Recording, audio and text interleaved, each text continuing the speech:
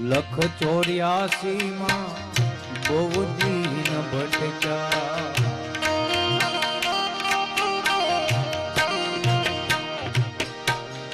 ઘડી ઘડી પશુ અવતારો, લખ 84 માં બહુ દીન ભટક્યા, ઘડી ઘડી પશુ અવતારો, રામ મળવાનો ગુરુ માર્ગ બતાવો, રામ મળવાનો ગુરુ માર્ગ બતાવો, મટી જાય ઘોર